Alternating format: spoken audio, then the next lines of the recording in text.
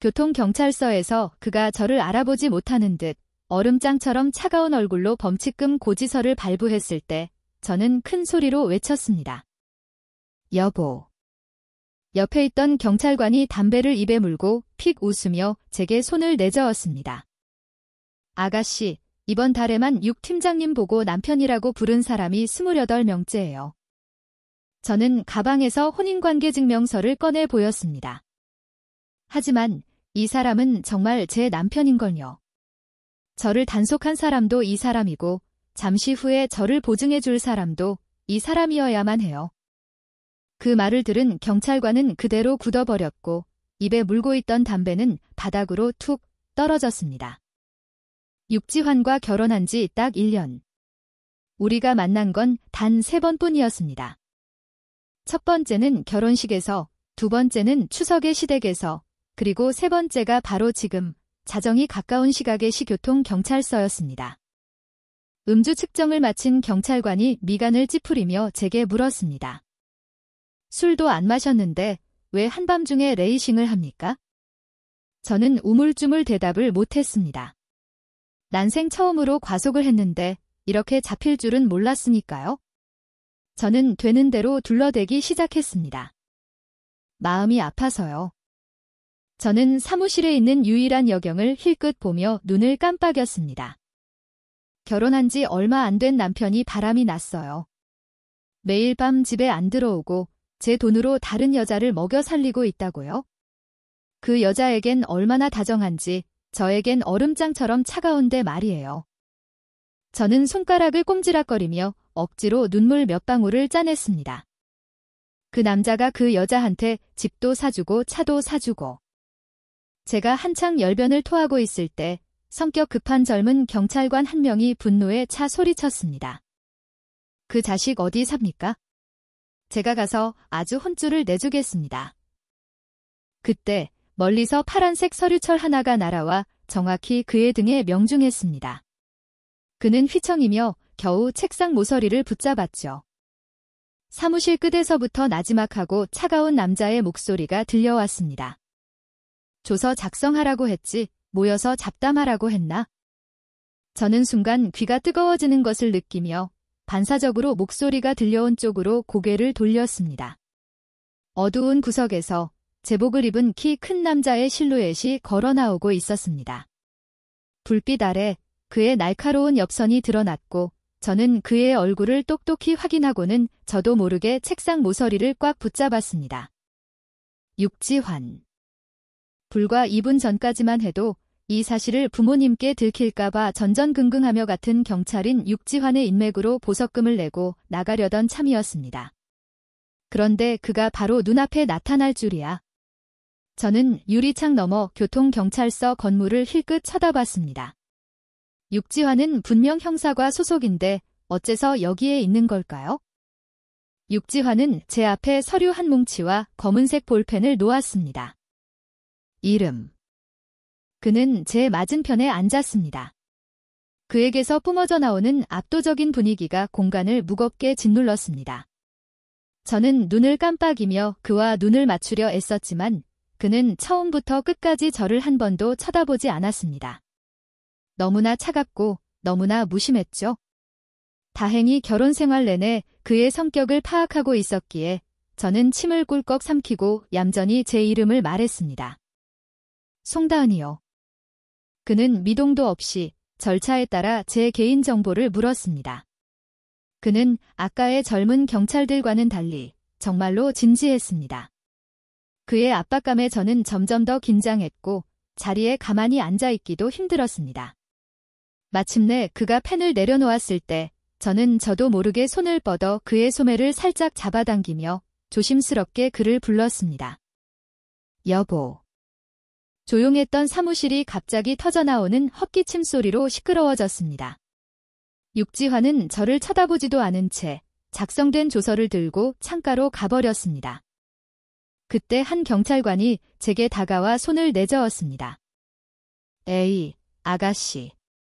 육 팀장님, 임자인은 몸이에요. 다른 경찰관은 담배에 불을 붙이며 덧붙였습니다. 그리고 이번 달에만 팀장님 보고 남편이라고 부른 28번째 아가씨라고요. 아직 한 달이 반도 지나지 않았는데 말이죠. 그는 창가에서 서류를 정리하는 육지환을 힐끗 보며 제게 조용히 말했습니다. 육 팀장님, 얼굴만큼이나 성격도 까칠해서 저런 애교 떠는 거 제일 싫어해요. 그냥 얌전히 있으면 알아서 잘 처리해 줄 겁니다. 진심 어린 조언이었지만 제 아내 청개구리 심보가 고개를 들었습니다. 저는 가방을 뒤져 작은 수첩 하나를 꺼내 사람들 앞에 놓았습니다. 그리고 첫 장을 펼쳐 그들에게 보여주었죠. 하지만 육지환은 정말 제 남편인걸요. 제 말이 끝나자마자 모든 사람들이 제 주위로 몰려들어 혼인관계 증명서를 확인했습니다. 놀라움에 찬 시선들이 쉴 새 없이 제게 쏟아졌습니다. 저는 팔짱을 끼고 그들의 표정을 감상했습니다. 저를 단속한 사람도 그이고 저를 보증해 줄 사람도 그여야만 하죠. 하지만 그 득의 만만한 기분은 오래가지 못했습니다. 등 뒤에서 차가운 바람이 불어오는 듯한 느낌에 저도 모르게 목을 움츠리며 고개를 돌렸습니다. 그러자 깊고 차가운 육지환의 검은 눈동자와 정면으로 마주쳤습니다. 그의 날카로운 눈매는 본래부터 차가운 느낌을 주어 무표정일 때조차 닿을 수 없는 거리감을 느끼게 했습니다. 그는 새로 출력한 서류 몇 장을 제 앞에 놓으며 오른쪽 하단을 톡톡 두드렸습니다. 여기에 서명해. 제가요. 제가 조심스럽게 묻자 그는 마침내 저를 쳐다봤습니다.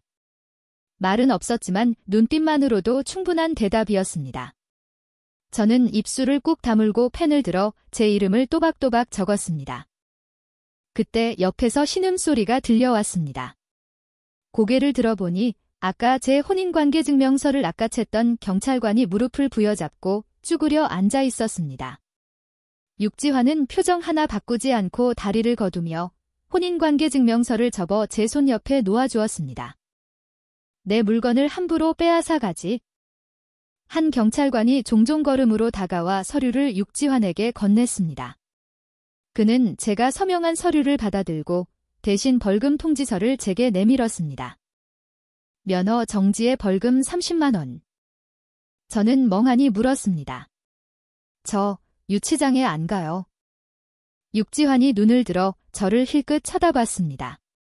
그의 속눈썹 아래로 깊고 검은 눈동자가 드러났고 그 차가운 시선에 저는 등골이 서늘해졌습니다. 저는 서둘러 두 손을 들며 항복했습니다. 안 물어볼게요. 안 물어볼게요. 그래. 마침내 그가 대답했습니다. 짐 챙겨서 돌아가. 육지환이 자리에서 일어나며 저를 재촉했습니다. 저도 허둥지둥 짐을 챙겨 벌금 통지서를 들고는 순진한 척 물었습니다. 벌금은 오빠가 내준 거예요? 주변의 경찰들은 한동안 침묵을 지켰지만 모두 귀를 쫑긋 세우고 저희 둘의 대화를 엿듣고 있는 것 같았습니다. 이윽고 그들은 더 이상 참지 못하고 일제히 긴 노호 소리를 냈습니다. 육지환은 저를 보지 않았지만 고개를 돌려 주위를 한 바퀴 쓱 훑어보았습니다. 그러자 모든 소음이 순식간에 사라졌고 모두가 고개를 숙였습니다. 저는 육지환의 뒷모습을 따라 경찰서 문을 나섰습니다. 떠나기 전 뒤를 돌아 사람들에게 손을 흔들어주는 것도 잊지 않았죠. 차에 도착하자마자 저는 무심코 운전석 문을 열려다 면허가 정지된 사실을 깨닫고는 핸드폰을 흔들었습니다. 오빠는 계속 일 봐요. 저 대리운전 부를게요. 제 말이 채 끝나기도 전에 육지환이 조수석 문을 열었습니다. 저는 차 밖에 멍하니 서 있었고 그는 차창 너머로 참을성 없다는 듯 저를 쳐다봤습니다. 타. 저는 서둘러 조수석에 올라 얌전히 안전벨트를 맸습니다. 육지환은 말이 너무 없었습니다. 그는 아무 말 없이 시동을 걸고 차를 출발시켰습니다. 여러 사람이 있을 때는 제가 장난스럽게 분위기를 띄울 수 있었지만 단둘이 남자 이 꽁꽁 얼어붙은 분위기를 어떻게 깨야 할지 몰라 고개를 숙이고 손가락만 만지작거렸습니다. 오늘 밤 무슨 정신 나간 짓이야. 먼저 입을 연 것은 그였습니다. 그의 말에 저는 순간 정신을 차리지 못하고 되물었습니다. 네. 그의 손가락이 핸들을 톡톡 두드렸습니다. 저는 그가 제 밤샘 레이싱에 대해 말하고 있다는 것을 즉시 깨달았습니다. 잠시 망설인 끝에 저는 대담하면서도 소심하게 대답했습니다. 아까 말했잖아요. 고개를 더 깊이 숙이며 목소리도 작아졌습니다. 결혼했는데 남편은 매일 밤 집에 안 들어오고 행방불명이니 마음이 아파서 그랬죠. 저는 무릎에 턱을 괴고 옆에 앉은 육지환을 쳐다볼 엄두도 내지 못했습니다. 그가 방향지시등을 켤 때 나는 작은 딸깍 소리만 들릴 뿐이었습니다. 갑자기 어깨에 누군가의 손길이 닿았습니다. 예상치 못한 감촉에 저는 깜짝 놀라 소리를 질렀습니다. 왜요? 고개를 들어보니 육지환의 시선은 제게 향해 있지 않았습니다. 그는 정면을 응시하며 한 손으로는 운전을, 다른 한 손으로는 제 어깨를 잡아 바로 앉혔습니다. 안전벨트. 짧지만 약간은 엄한 말투였습니다. 저는 즉시 얌전하게 안전벨트를 고쳐매고 그를 힐끗 보며 가만히 앉았습니다. 육지환은 저를 보지 않으면서도 제 모든 움직임을 파악하고 있는 것 같았습니다. 차가 마침내 대로의 차량 행렬에 합류했을 때 저는 그의 날카로운 옆모습을 몰래 훔쳐보며 가슴을 쓸어내렸습니다. 그리고 팔을 문지르며 작게 말했습니다. 방금 오빠가 저 때리는 줄 알았어요? 육지환과 단둘이 있는 시간은 드물었지만 지금처럼 차 안에서 단둘이 침묵 속에 있자니 분위기가 너무 어색했습니다. 저는 시시콜콜한 이야기로 분위기를 깨려고 노력했고 다행히 차가운 성격의 육지환도 저를 일부러 무시하지는 않았습니다. 가로등 불빛이 그의 얼굴을 스쳐 지나가며 무심한 표정을 더했습니다. 그가 담담하게 물었습니다. 내가 널 때린다고? 아까 동료분 발로 차는 거 봤어요. 저도 맞는 줄 알고 무서웠단 말이에요. 육지환이 신호대기 중에 차를 세웠습니다. 그는 고개를 돌려 저를 오랫동안 빤히 쳐다봤습니다. 그 시선에 저는 멍해져서 안전벨트를 꽉 쥐고 마른 목소리로 물었습니다. 왜요? 내가 내 동료야? 그가 물었습니다. 차가운 얼굴이었지만 저는 그의 말투에 담긴 비꼬는 듯한 뉘앙스를 알아차렸습니다. 그의 앞에서는 항상 긴장하고 바보같이 행동하는 제 자신이 저조차도 지겨웠습니다. 저는 완전히 입을 다물고 창밖으로 고개를 돌렸습니다. 남은 길은 침묵 속에서 흘러갔고 차가 지하주차장에 들어섰을 때 시동이 꺼졌지만 육지환은 서둘러 내리지 않았습니다. 이상하리만치 고요한 주차장에서 그의 감정 없는 목소리가 빙하 같은 음류를 띠고 제게로 향했습니다. 결혼 전에 내 직업의 특수성에 대해 분명히 설명했고 내가 잘 이해한 줄 알았는데 아마도 그의 직업 때문일까요? 그가 하는 모든 말에는 학창시절의 엄격한 교장 선생님을 떠올리게 하는 위험이 서려 있었습니다. 저는 겁이 나서 손으로 이마를 가리며 중얼거렸습니다. 알아요. 이 결혼에 불만이 있다면? 불만 없어요. 다 이해해요. 저는 그의 말을 끊고 숨을 몰아쉬며 반복했습니다. 오빠 바쁜 거 알아요. 야근도 잦고 근무 시간도 불규칙한 거 다 알아요. 육지환이 고개를 돌려 저를 보며 말을 이었습니다. 결혼 전에 넌 자유롭고 서로 얽매이지 않으며 각자의 공간을 존중하는 관계를 원한다고 했어. 그렇지. 어둠 속에서 저는 살짝 입꼬리를 올렸습니다. 그때는 당연히 그렇게 말해야만 했죠. 그렇게 말하지 않았다면 우리가 어떻게 부부가 될 수 있었을까요? 하지만 육지환에게 대답할 때는 여전히 순종적인 태도를 보였습니다. 네, 오늘 밤은 제가 잘못했어요. 그가 이 문제를 더 깊이 파고드는 것을 원치 않았기에 저는 고개를 살짝 기울여 애원하는 목소리로 말했습니다. 오늘 엄마한테 혼나서 그냥 드라이브나 하려고 했던 거예요. 아까 경찰서에서 한 말들은 다 그냥 꾸며낸 거고요. 어둠 속에서 육지환의 실루엣이 살짝 움직였습니다. 그가 반문했습니다. 드라이브 하는데 시내에서 시속 160km로 달린다고? 저는 두 눈을 가리고 그의 엄한 얼굴을 쳐다볼 엄두도 내지 못했습니다. 다시는 안 그럴게요. 절대로요. 올라가자. 육지화는 마침내 저를 용서해주는 것 같았습니다. 그가 문을 열고 내리는 소리가 들렸고 저도 가방을 챙겨 그의 뒤를 따라 엘리베이터에 올랐습니다. 집에 돌아오자 단둘만 남은 공간이 되었습니다. 결혼 전으로 저와 육지화는 함께 보낸 시간이 거의 없었기에 어색해야 마땅했지만 육지화는 전혀 어색해하는 기색이 없었고 저 또한 그와 함께 있을 때 태연한 척하려고 노력했습니다. 샤워를 마치고 나왔을 때 육지화는 거실 한가운데 서서 손목에 시계를 차고 있었습니다. 저는 수건을 든 채 그 자리에 멈춰 섰습니다. 또 나가요. 그 역시 방금 샤워를 마쳤는지 머리카락에서 물기가 느껴졌습니다. 그는 제복 셔츠의 마지막 단추를 채우고는 저를 돌아보며 흥 하고 대답했습니다. 당직이야. 저는 문에 기대어 그를 바라보며 차마 붙잡지도 못하고 그저 물었습니다. 전에는 교통경찰대에서 오빠 본 적 없는데? 육지환이 신발을 신으며 짧게 대답했습니다. 임시 파견. 말을 마친 그는 저를 한번 힐끗 보고는 다녀올게 라고 말하고 정말로 떠났습니다. 저는 발코니에 기대어 그의 차가 주차장을 빠져나가 아파트 단지 문을 지나 사라질 때까지 지켜보았습니다. 저는 항상 육지환의 뒷모습만 봐온 것 같았습니다. 학창시절부터 저는 그의 뒤를 따라다니며 그의 고든 뒷모습에 시선을 고정했습니다. 육지환은 저보다 6살이 많았습니다.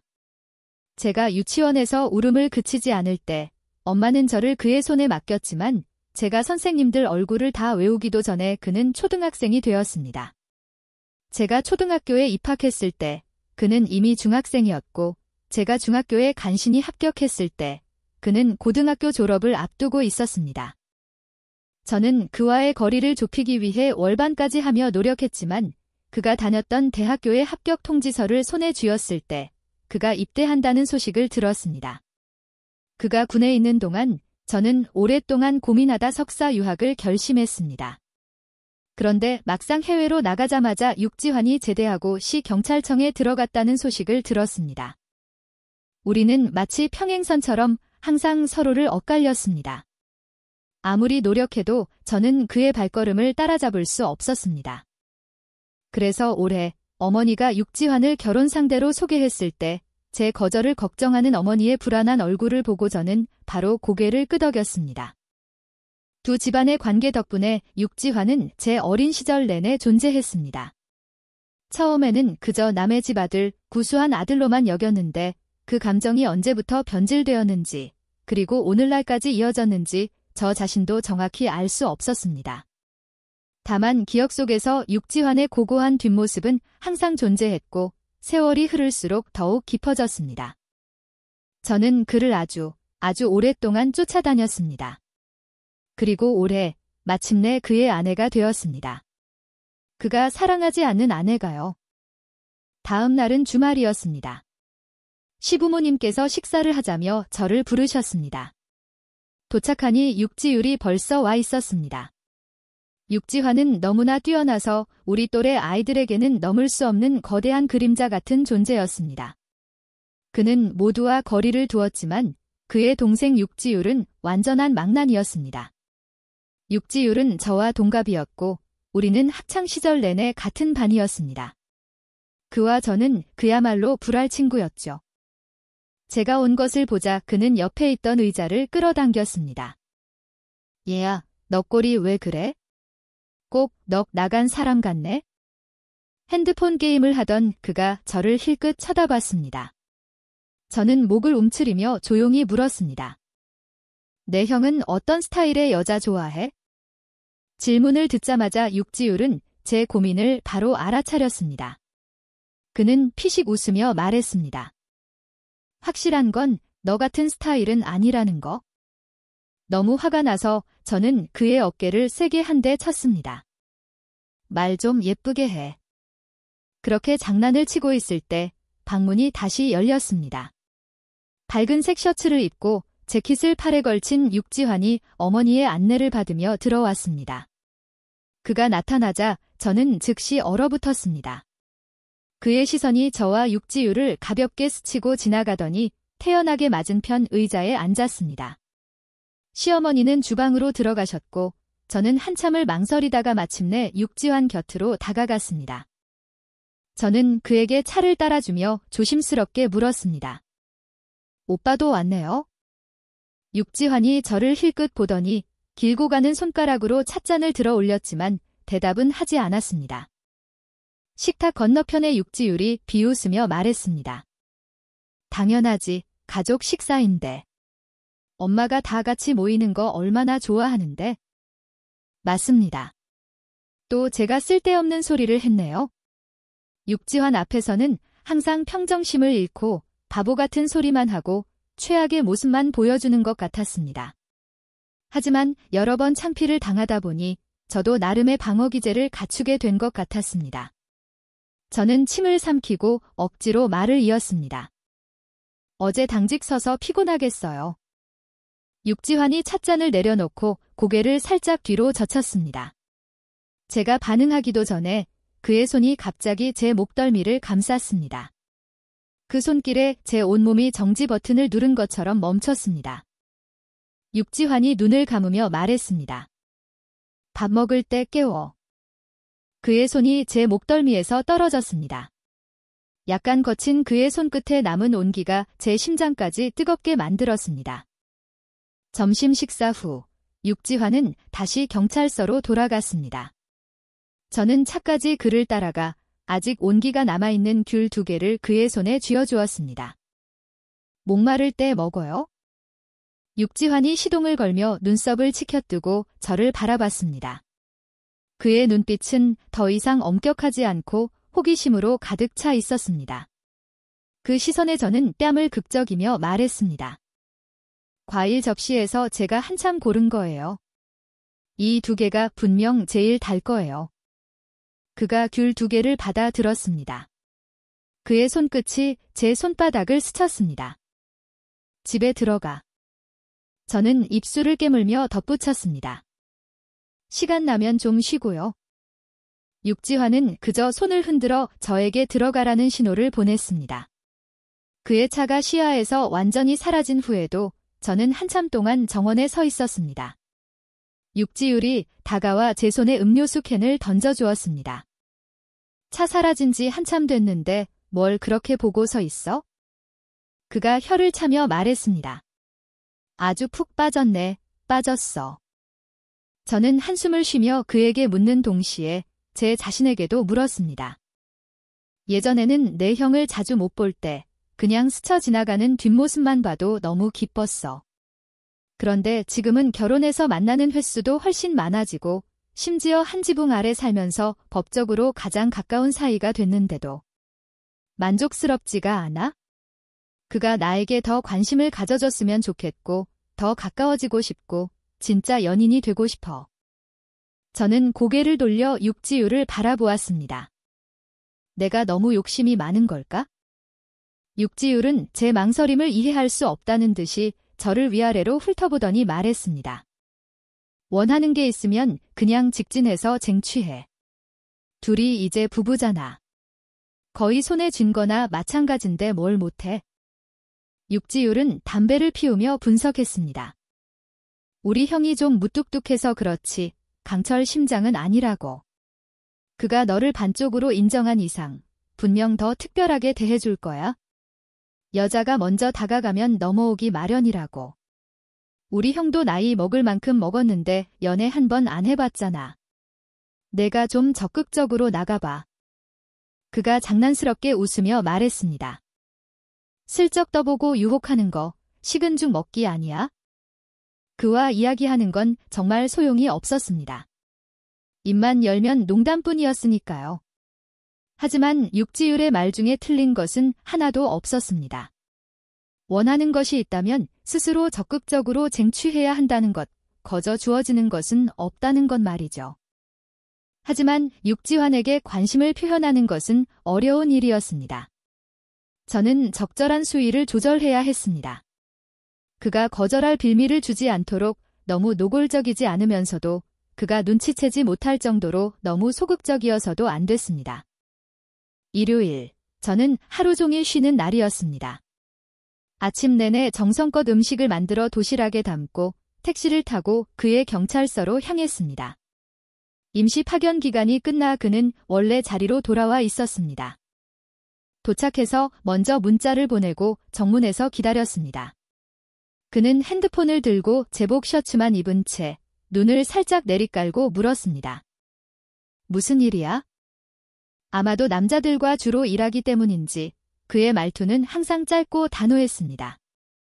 저는 도시락 가방을 들어 보였습니다.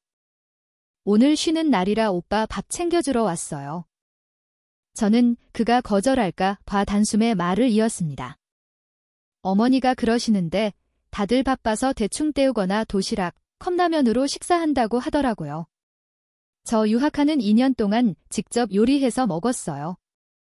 밖에서 사 먹는 것보다 훨씬 맛있을 거예요. 한번 먹어봐요. 육지화는 더 이상 아무 말 없이 저를 사무실로 안내했습니다. 사무실에 들어서자 그가 물었습니다. 왜 갑자기 밥을 가져왔어? 저는 도시락을 하나씩 꺼내며 말했습니다. 다들 고생하시잖아요. 그의 날카로운 옆얼굴을 힐끗 보며 저는 조용히 말했습니다. 이제 우린 부부인데 제가 오빠 챙기는 건 당연한 거잖아요. 육지화는 책상 옆에 서서 파란색 서류를 넘기고 있었습니다. 제가 작게 말했지만 그는 분명히 들었을 겁니다. 하지만 이 남자는 부드러운 구석이라고는 없는지 그저 나지막이 대답할 뿐이었습니다. 내 몸이나 잘 챙겨. 그는 정말 바쁜 것 같았습니다. 제가 사무실에 앉아있는 1시간 동안 그는 단 1분도 쉬지 않았습니다. 전화를 받거나 부하 직원을 불러 업무를 지시하고 심지어 출장 준비까지 했습니다. 그가 떠나려고 할 때 저는 벌떡 일어섰습니다. 밥은요? 저는 그를 따라가며 물었습니다. 제 존재가 아마도 방해가 되었을지도 모릅니다. 다행히 육지화는 귀찮아하거나 차갑게 대하지 않았습니다. 그는 동료들과 나눠 먹으라고 말했습니다. 저는 그를 따라가며 그의 손에 도시락 하나를 억지로 쥐어주었습니다. 차에서라도 간단히 먹어요. 그가 떠난 후 저는 음식을 차려놓고 동료분들을 초대했습니다. 그중에는 지난번 교통경찰서에서 만났던 사람도 있었습니다. 그들은 제 음식을 먹으며 맛있다고 칭찬하고 육지환이 복 받았다고 말하며 그의 평소 모습에 대해 궁금해했습니다. 저야말로 그가 일할 때 어떤 모습인지 알고 싶었는데요. 남자들은 킥킥 웃으며 육지환이 저에게는 정말 다르게 대한다고 말했습니다. 지난번 육지환에게 발로 차였던 경찰관은 닭다리를 뜯으며 말했습니다. 만약 내가 팀장님 바쁠 때 밥 먹으라고 귀찮게 굴었으면 벌써 욕 한 바가지 먹었을걸요. 연애 관계에 있는 사람은 항상 민감하기 마련입니다. 비록 저 혼자만의 짝사랑일지라도요. 오늘 밥을 가져왔을 때 육지환은 바쁘면서도 받아주었습니다. 제가 부리는 부부니까 제가 챙기는 게 당연하다고 말했을 때도 반대하지 않았습니다. 그리고 나중에는 차를 불러 저를 집까지 보내주기까지 했습니다. 저는 육지율의 말이 틀리지 않았다고 생각했습니다. 현재 저는 육지환의 아내이고 우리는 가장 가까운 관계입니다. 그는 저에게 최대한의 관용을 베풀고 있었습니다. 저는 이 위치를 활용하여 그가 거절할 수 없는 일들을 더 많이 해야겠다고 다짐했습니다. 그래서 저는 그의 부하 직원의 연락처를 얻어내어 그가 한가한 시간을 알아내 바로 전화를 걸었습니다. 신호음이 울릴 때마다 제 심장도 같이 뛰었습니다. 육지환이 전화를 받았습니다. 무슨 일이야? 여전히 익숙한 질문이었습니다. 저는 서둘러 대답했습니다. 저예요. 알아. 전화기 너머로 들려오는 그의 목소리는 여전히 차가웠지만 약간의 허스키함이 섞여 있어 귀를 간지럽혔습니다. 저는 뺨을 문지르며 먼저 물었습니다. 오늘 저녁에 시간 괜찮아요? 집에 가야지. 네. 그의 목소리는 무심했습니다. 아마 서류를 보면서 전화를 받고 있는 것 같았습니다. 점심도 제대로 못 먹었잖아요. 저녁에 시간 되면 집에 와서 밥 먹어요. 저는 귓불을 만지작거리며 애교 섞인 목소리로 말했습니다. 오빠는 저한테 점심 한 끼 빚졌으니까 저녁으로 갚아요. 이런 말투는 정말 낯간지러웠습니다. 전화기 저편에서 그가 잠시 멈칫하는 것 같더니 이내 질문이 들려왔습니다. 내가 너한테 빚을 졌다고? 네. 송다은. 그가 제 이름을 불렀습니다. 화난 목소리가 아니라 어딘가 파악하기 힘든 감정이 섞여 있었습니다. 너, 간도 크다. 간이 크지 않으면 어떻게 오빠 뒤에서 앞까지 걸어 나올 수 있었겠어요? 간이 크지 않으면 어떻게 오빠가 날 사랑하지도 않는데 결혼할 수 있었겠냐고요? 하지만 육지환에게는 그저 웃으며 목소리를 길게 늘여 말했습니다. 집에 와요. 저 요리 잘해요. 알았어. 그가 대답했습니다. 여전히 단호하고 차가운 말투였습니다. 저의 적극적인 접근 덕분에 저와 육지환이 만나는 빈도는 눈에 띄게 늘어났습니다. 적어도 이제는 매일 얼굴을 볼 수 있었고 가끔 전화를 걸어 식사 약속을 잡거나 간단한 문자를 주고받기도 했습니다. 친구들의 모임에 함께 참석하기도 했고요. 예전에 제 눈에 비친 육지환은 항상 진지한 사람이었습니다. 절벽 위의 핀 꽃처럼 다른 꽃들은 화려하고 아름다웠지만 그의 꽃은 날카로워서 감히 만지거나 꺾을 수 없게 만들었습니다. 하지만 접촉하는 시간이 길어지면서 저는 육지환에게도 장난스럽고 짓궂은 면이 있다는 것을 발견했습니다. 육지환의 절친한 친구 결혼식에 저희 둘 다 초대받았습니다. 피로연해서 당연히 그가 술을 마셔야 했지만 그의 끊임없는 야근을 생각하며 저는 핑계를 대고 그를 막았습니다. 심지어 사람들 앞에서 뻔뻔하게 선언했습니다. 이 사람 없어도 저 혼자 여러분 다 상대할 수 있어요. 옆에 앉아있던 육지환은 저를 막지 않았습니다. 그는 손가락으로 작은 술잔을 돌리며 저를 보고 눈썹을 치켜떴습니다. 술자리는 도전을 두려워하지 않는 곳이었습니다. 제 말이 떨어지자마자 사람들이 제게 술을 권하러 몰려들었습니다. 저는 육지환 쪽으로 몸을 기울여 입을 가리고 속삭였습니다. 저 면허 없어서 이따가 오빠가 운전해야 돼요? 오빠는 마시면 안 돼요? 그리고 그를 힐끗 쳐다보며 말했습니다. 안 그러면 우리 둘 다 경찰서 끌려가면 어떡해요? 아마도 분위기가 너무 즐거웠기 때문일까요? 제 말에는 약간의 도전과 장난기가 섞여 있었습니다. 저는 육지환이 제 앞에 세운 방어선을 한 걸음씩 무너뜨리고 싶었습니다. 그는 말이 많지 않았고 원래부터 과묵한 사람이었습니다. 제 말이 끝나자 그는 그저 차가운 눈빛으로 저를 힐끗 쳐다볼 뿐이었습니다. 그 눈빛에는 제 허풍을 믿지 않는다는 기색이 역력했습니다. 저는 가볍게 헛기침을 했습니다. 못 믿겠어요. 육지환이 갑자기 손을 뻗어 제 목덜미를 잡았습니다. 그는 항상 이런 식의 통제와 압박감이 느껴지는 행동을 좋아했습니다. 저는 서둘러 항복했습니다. 제가 잘못했어요. 다시는 안 그럴게요. 까불지 않을게요. 그의 목소리는 여전히 차가웠지만 입꼬리는 미소를 짓고 있었습니다. 하지만 그날 밤 저는 술을 많이 마시지 않았습니다. 두 번째 술잔이 돌기 시작했을 때 육지환이 제 손에 들린 술잔을 가로챘습니다. 저는 얼굴이 빨개진 채 멍하니 서서 그가 제 잔으로 대신 술을 마시는 모습을 바라봤습니다. 그의 옅은 색 입술이 황금빛 술로 물드는 것을 보자 제 얼굴은 술기운 때문인지 아니면 다른 무언가 때문인지 뜨겁게 달아올랐습니다. 그런데 그날 밤 먼저 취한 것은 저였습니다. 술에 취하는 것은 맨정신으로는 할 수 없는 일들을 할 절호의 기회였습니다. 피로연이 끝날 무렵 저는 어지러운 척하며 바닥에 주저앉아 일어나지 않았습니다. 육지환은 저보다 몇 배는 더 많이 마셨지만 여전히 정신이 멀쩡했습니다. 심지어 신랑 신부를 도와 하객들을 배웅하기까지 했습니다. 마침내 그가 제 앞에 쭈그려 앉아 제 뺨을 가볍게 두드리며 물었습니다. 누군지 알아보겠어? 저는 고개를 기울여 무릎에 기댄 채 몽롱한 척 그를 바라봤습니다. 육지환이 제 어깨를 잡고 가볍게 흔들었습니다. 일어날 수 있겠어? 저는 여전히 꼼짝도 하지 않았습니다.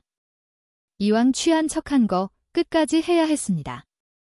역시나 그는 더 이상 아무 말 없이 저를 일으켜 세웠습니다. 제 몸이 뼈 없는 사람처럼 흐물거렸지만 그는 쉽게 저를 들어 올렸습니다. 일어서자마자 저는 다시 다리에 힘이 풀린 척 주저앉으려 했고 육지환은 재빨리 저를 부축한 뒤 등을 내주었습니다. 마침내 저는 소원을 이루었습니다. 그의 등에 얼굴을 묻고 어깨에 머리를 기댔습니다. 멀리서 육지율의 시선과 마주쳤고 그는 저를 향해 가운데 손가락을 들어 보였습니다. 저는 고개를 돌려 모른 척했습니다. 호텔은 멀지 않았습니다. 육지환은 저를 업고 걸었습니다.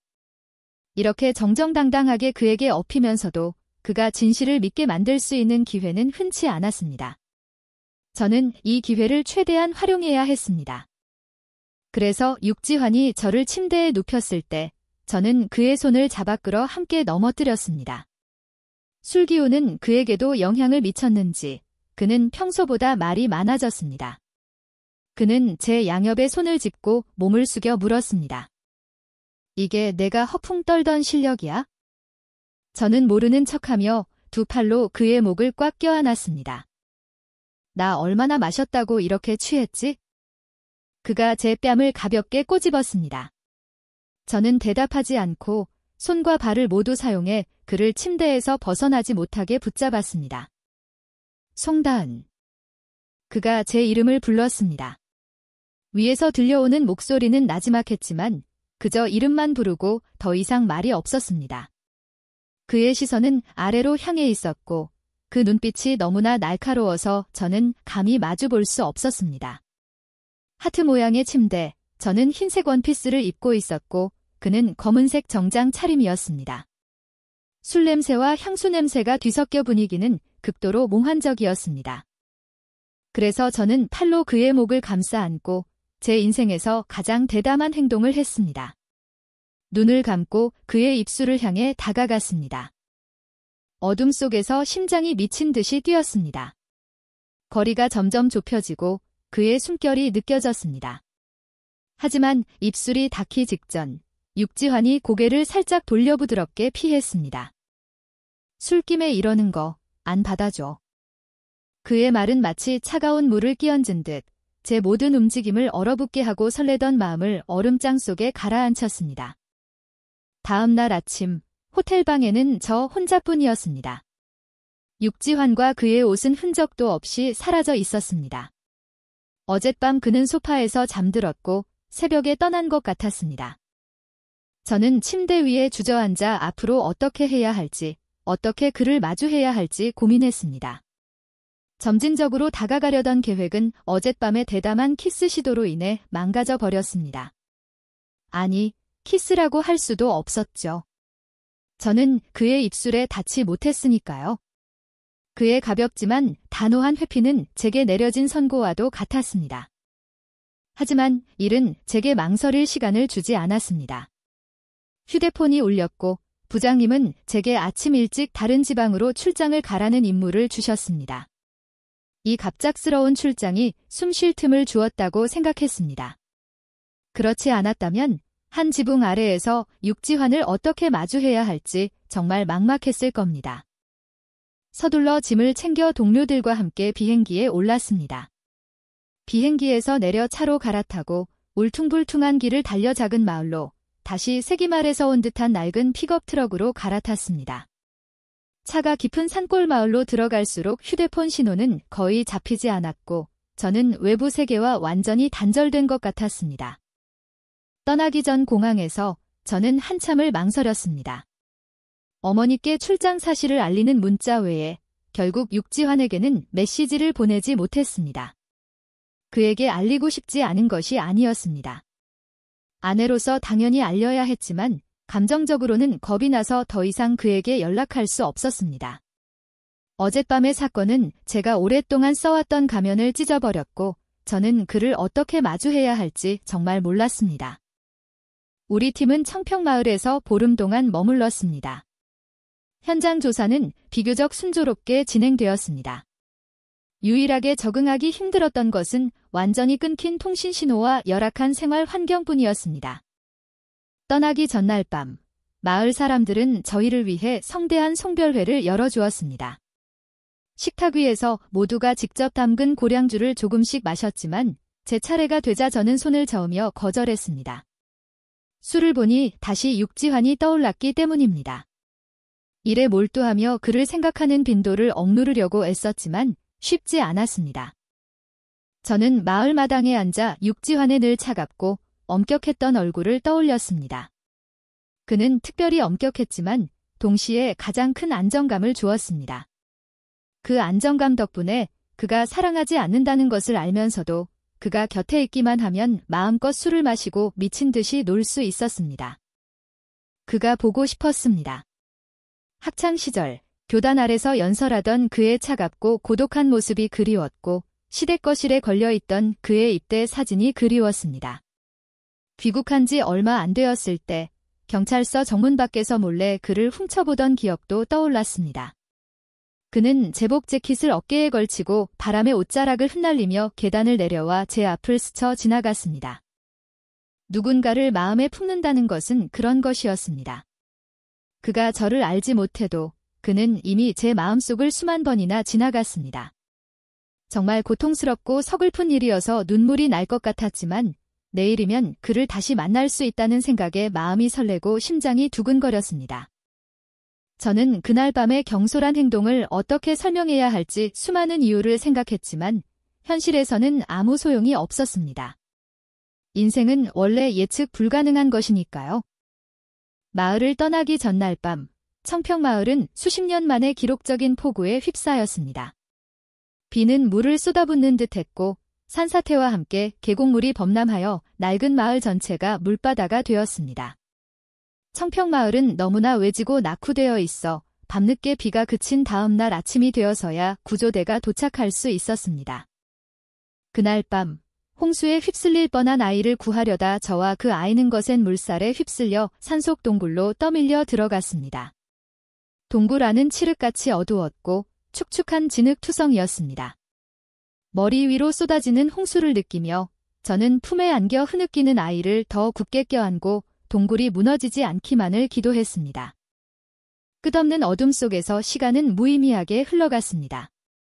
얼마나 지났을까? 비가 그치고 바위 틈으로 희미한 빛이 새어 들어왔습니다. 밖으로 나가려고 시도했지만 동굴은 너무 깊고 진흙은 미끄러웠습니다. 도구 없이 오르려는 시도는 체력만 고갈시킬 뿐이었습니다. 홍수는 저희를 너무나 빠르게 휩쓸어갔고 우리가 마을을 벗어났는지조차 알 수 없었습니다.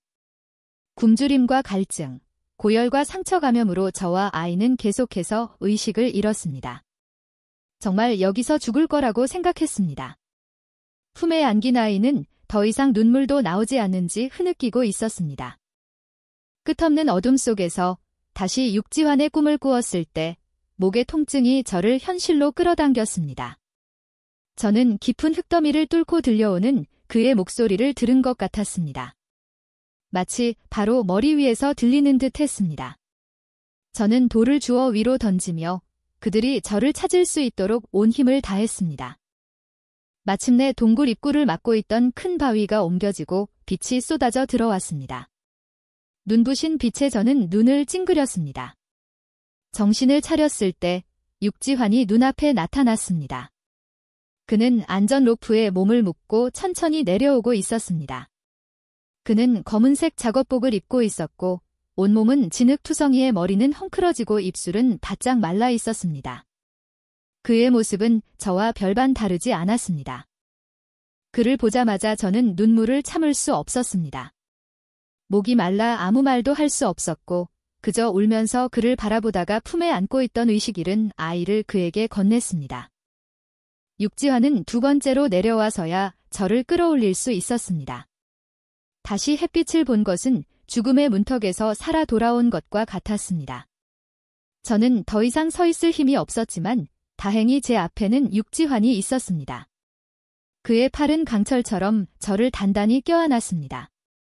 주위에는 군인, 마을 사람들, 동료들로 가득했지만 육지화는 저를 다른 사람에게 넘기지 않았습니다. 그는 저를 품에 꼭 껴안았습니다. 제 몸은 진흙과 땀으로 범벅이었지만 그는 제 귀에 바싹 다가와 목에 얼굴을 묻었습니다. 시끄러운 소음 속에서 저는 오직 그의 목소리만 들을 수 있었습니다. 나왔어. 이제 무서워하지 마. 육지화는 저를 안고 구급차에 올랐습니다. 놀랍게도 육지율이 바로 뒤따라오고 있었습니다. 그도 여기에 와 있었던 겁니다. 의식이 흐릿해지기 전 저는 육지율의 목소리를 들었습니다. 너 때문에 사람 아주 기절하는 줄 알았네? 우리 형이 너 찾으러 미친 듯이 돌아다녔다고. 다시 눈을 떴을 때 저는 군 병원 침대에 누워 있었습니다.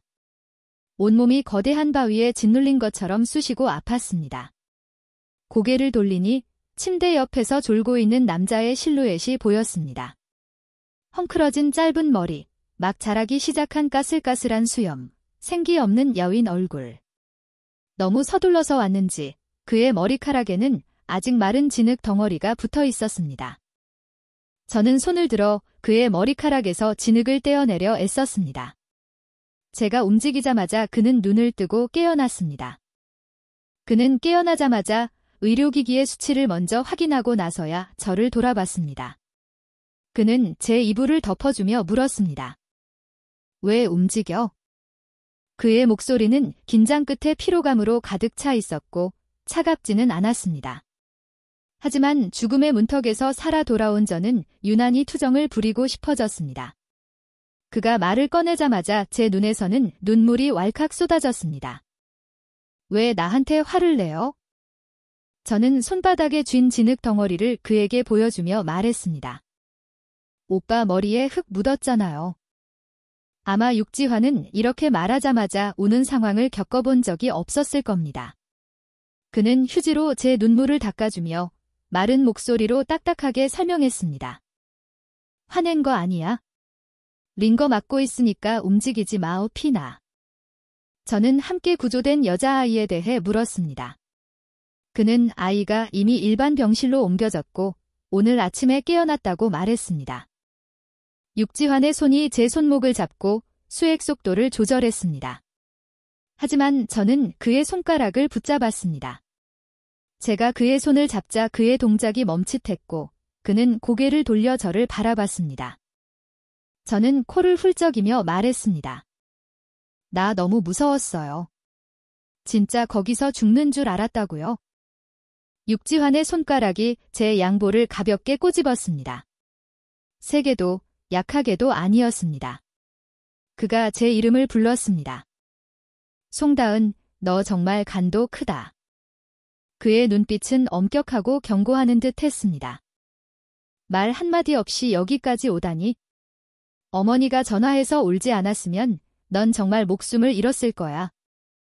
그가 말하지 않았으면 괜찮았을 텐데 말을 할수록 저는 더 서러워졌습니다. 오빠한테 연락할 용기가 없었단 말이에요. 그가 눈을 내리깔고 저를 쳐다봤습니다. 오랜 세월 남자들 틈에서 살아온 육지환은 아마도 저의 일시적인 투정을 이해하지 못했을 겁니다. 그래서 저는 대담하게 모든 것을 털어놓았습니다. 출장 가기 전에 제가 오빠한테 키스하려고 했는데 오빠가 안 해줬잖아요. 오빠가 화나서 저 다시는 안 보고 싶어 하는 줄 알았어요. 그래서 연락할 용기가 없었다고요. 육지환이 미간을 찌푸렸습니다.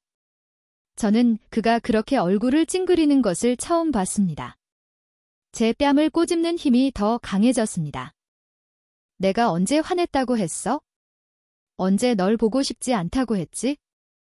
아니요. 그가 제 뺨을 잡고 있어서 발음이 불분명했습니다. 저는 고개를 들어 그의 손바닥에 입을 맞췄습니다. 그는 화들짝 놀라며 불에 댄 듯 손을 뗐습니다. 그리고는 돌아서서 물었습니다. 내가 너를 감당 못하겠냐? 그가 제 어깨를 잡았습니다. 온몸에 붕대 감고 있으니 움직이지 마. 상처 또 덧나. 제가 오빠한테 키스하면 오빠가 또 피할까봐 무서워요. 오빠는 제가 키스하는 거 싫어하잖아요. 고열 때문인지 아니면 죽음의 문턱을 경험해서 더 이상 두려운 것이 없어진 건지 이제 저는 육지환에게 모든 것을 솔직하게 말하고 싶었습니다. 부끄러움 따위는 잊어버린 지 오래였습니다. 육지환은 여전히 미간을 찌푸린 채 담담하게 말했습니다. 그래서 포기 안 하겠다는 거야? 저는 그의 눈을 똑바로 쳐다봤습니다. 오빠는 지금 피하고 있잖아요. 이 얘기하기 싫은 거잖아요. 저 싫어해요. 완전히 억지를 부리고 있었습니다. 육지환이 제 어깨에서 손을 떼었습니다. 그는 의자에 깊숙이 몸을 기댔습니다. 검은 가죽 재킷과 진흙 묻은 군복 바지, 그 나른한 자세에서 전에 없던 거친 매력이 뿜어져 나왔습니다. 그는 시선을 낮추어 저를 바라봤습니다. 내가 널 싫어한다고? 송다은, 내가 널 싫어했다면 결혼하지도 않았어. 널 싫어했다면 내 어머니 전화를 받고 단 한숨도 쉬지 않고 헬기까지 동원해서 바로 오지도 않았어. 널 싫어했다면 널 찾을 때까지 3일 밤낮을 뜬 눈으로 헤매지도 않았을 거야. 창밖은 어두운 황혼에 잠겨 있었고 육지환의 얼굴은 그림자에 가려져 더 보기 힘들었습니다. 그의 목소리도 점점 낮아졌습니다. 송다은, 나는 태어나서 무서운 게 뭔지 모르고 살았어. 단 한 번도. 그가 강조했습니다. 그런데 이번에 나는 그걸 느꼈어. 원래 말이 없던 육지환이었지만 이제 보니 그가 진심으로 말을 하기 시작하면 제가 끼어들 틈이 없다는 것을 깨달았습니다. 그는 제게 말할 기회를 주지 않고 혼자서 침착하게 말을 이었습니다. 지난번에는 내가 술에 취했고 이번에는 내가 고열에 시달리다 막 깨어났어. 육지환이 손가락 2개를 펴 보였습니다. 2번 다 넌 제정신이 아니었어. 그가 천천히 한숨을 내쉬었습니다. 송다은, 내가 나이가 더 많아. 이 관계에서 내가 너를 양보하고 책임져야 해. 그래서 나는 내가 신중하게 생각하길 바라. 혼미한 상태에서 한 말이나 행동은 없는 걸로 할 거야. 육지환이 고개를 기울여 저를 바라봤습니다. 마치 그날 밤 키스를 거절했던 것에 대한 해명 같았습니다. 내가 제정신이 아닐 때 하는 어떤 행동도 받아들이지 않을 거야. 내가 후회할까 봐 두려워. 학창시절 수많은 사람들이 육지환을 쫓아다녔습니다. 그들은 그의 보기 드문 잘생긴 얼굴과 뛰어난 학업 성적, 그리고 막강한 집안 배경을 칭찬했습니다. 지금 저는 침대에 누워 그를 바라보았습니다. 과연 그들의 말대로였습니다. 육지환의 눈은 정말 아름다웠습니다. 단정한 윤곽, 고요한 호수처럼 깊고 검은 눈동자. 저는 처음부터 끝까지 그 호수 속에 빠져 있었습니다. 그의 시선을 마주하며 저는 마른 침을 삼켰습니다. 그때는 취한 척한 거였어요. 술 기운을 빌려야만 오빠한테 키스할 용기가 생겼거든요. 이번에도 저 아주 멀쩡해요. 대간에서 하는 덧셈 뺄셈은 바로 할 수 있어요. 육지환이 웃음을 터뜨렸습니다. 평소의 희미한 미소가 아니었습니다. 입꼬리가 선명하게 올라가고 눈가도 살짝 찡그려졌습니다. 사람의 넋을 잃게 할 만큼 아름다워서 눈을 뗄 수가 없었습니다. 하지만 그는 곧 천천히 미소를 거두었습니다. 난 누구도 사랑해 본 적 없어, 송다은. 연애 관계를 어떻게 다뤄야 할지 몰라. 육지환이 제 눈을 똑바로 바라보며 진지하게 말했습니다. 하지만 한 가지는 확실해. 일단 내가 결정하면 쉽게 놓아주지 않아. 강인한 육지환만큼이나 그의 통제욕도 독보적이었습니다. 지금 그는 제게 경고하고 있었습니다. 아직 제게는 망설이고 후회할 기회가 남아있다는 것을요. 하지만 저는 더 이상 아무 말도 하지 않았습니다. 다시 한번 그의 목을 껴안고 그의 입술을 향해 다가갔습니다. 이번에는 그가 거절하지 않고 재빨리 주도권을 잡았습니다. 차갑고 갈라진 두 입술이 점차 따뜻하고 촉촉해졌습니다. 우리가 멈춘 것은 제 손등에 링거 바늘이 막혔기 때문이었습니다. 육지환이 다시 저를 침대에 눕혔습니다. 이번에는 제가 꼼짝도 하지 않았습니다. 그날 밤, 육지환은 병실에서 당직을 섰습니다. 그는 옆에 있는 보조 침대에서 잠을 잤습니다. 그가 누웠을 때도 저는 포기하지 않았습니다. 아픈 것을 핑계로 그에게서 조금이라도 편의를 얻어내고 싶었습니다. 지금이 그가 저에게 가장 인내심 있고 관대한 때니까요. 저는 그에게 병원 침대에서 같이 자자고 말했습니다. 당연히 육지환은 거절했습니다. 그는 저보다 거의 6살이 많았고 반올림하면 세대 차이가 날 정도였습니다. 제 앞에서는 항상 연장자의 태도를 유지했습니다. 그는 그저 조용히 얌전히 있으라고 말했습니다. 저는 어쩔 수 없이 그의 말을 들었지만 혼수 상태에서 너무 많이 자서 그런지 잠이 오지 않았습니다. 침대에서 뒤척이자 민감한 육지환이 바로 알아차렸습니다. 그가 어둠 속에서 물었습니다. 왜 그래? 다정한 질문이었습니다. 저는 어둠 속에서 눈을 깜빡였습니다. 추워요. 맞은편 에어컨에서는 희미한 불빛이 나오고 있었고 온도는 27도였습니다. 육지환은 분명 제 서투른 거짓말을 간파했을 겁니다. 그가 몸을 뒤척여 보조 침대에서 일어나 제 침대 옆에 앉았습니다. 침대로 올라오지는 않았지만 그의 손이 이불 속으로 들어와 제 손을 잡았습니다. 깍지 낀 손가락 사이로 온기가 전해졌습니다. 어둠 속에서 육지환은 그렇게 제 곁에 앉아 있었습니다. 저도 그에게로 몸을 기울였습니다. 창밖에는 달이 걸려 있었고 달빛이 그의 얼굴 반쪽을 선명하게 비췄습니다. 그가 저를 한참 바라보더니 갑자기 말했습니다. 육지율, 이번에 울었어. 저는 놀라서 고개를 들었습니다. 오빠 말은? 60시간 동안 온 마을을 뒤졌는데 내가 죽은 줄 알고 울었다는 거예요? 제가 웃었습니다. 걔 벌써부터 내 장례치를 준비를 했네. 육지환이 갑자기 제 손을 꽉 쥐었습니다. 왜 그래요? 제가 조심스럽게 물었습니다. 너, 걔랑 많이 친해? 이건 추궁일까요? 아니면 질투일까요? 저는 눈을 가늘게 뜨고 웃었습니다.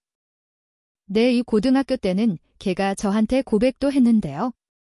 병실의 조명은 희미했고 어둠 속에는 육지환의 날카로운 엽선이 보였습니다. 고백. 그가 반복했습니다. 목소리는 얼음장처럼 차가웠습니다. 그 모습에 겁이 난 저는 서둘러 자백했습니다. 그때는 걔가 사춘기라서 학교에서 예쁜 애들한테는 다 고백하고 다녔어요. 제가 거절하고 일주일 만에 걔는 3반의 얼짱 여자의 손잡고 운동장 돌았다고요. 저는 그의 손 아래서 용서를 빌었습니다. 오빠 동생이 얼마나 바람둥이인데 오빠가 더 잘 알잖아요. 약속할게요. 걔는 저 안 좋아하고 저도 걔 안 좋아해요. 우린 그냥 같은 배를 탄 전우 같은 친구일 뿐이에요. 육지환은 여전히 차가운 눈으로 저를 바라봤습니다. 저는 그의 옷깃을 잡아당겨 입을 맞췄습니다. 저는 오빠만 좋아해요. 그의 어깨에 머리를 기댔습니다. 좋아한다는 게 뭔지도 몰랐을 때부터 저는 오빠만 좋아했어요. 육지환의 눈에 선명한 놀라움이 스쳤습니다. 저는 그의 얼굴을 감싸고 입술을 바싹 갖다 댔습니다. 육지환, 드디어 당신도 나를 보게 됐네요. 거리가 너무 가까워서 그의 목을 대가 가볍게 움직이는 것이 보였습니다. 그의 한 손이 제 등을 받치고 다른 손은 제 목덜미를 잡았습니다. 하지만 결국 아무것도 하지 않고 그저 저를 품에 가볍게 안으며 속삭였습니다. 알고 있었어. 그가 물었습니다. 힘들었지? 예전에는 그가 제 마음을 정말 알아주지 않았기 때문입니다. 저는 그를 아주 오랫동안 남몰래 좋아했습니다. 저도 육지환을 껴안았습니다. 이상하게도 지금은 눈물이 나지 않았습니다. 그를 쫓아다니던 희망 없던 날들은 기억나지 않았고 그저 웃으며 말했습니다. 이 순간이 있으니 이전의 모든 고생은 다 가치가 있어요. 그렇습니다. 짝사랑은 바위 틈에 새싹처럼 씁쓸함이 뒤섞여 있지만 마침내 싹을 틔워 화려한 꽃을 피웠을 때 그때는 끝없는 달콤함만이 남는 법입니다.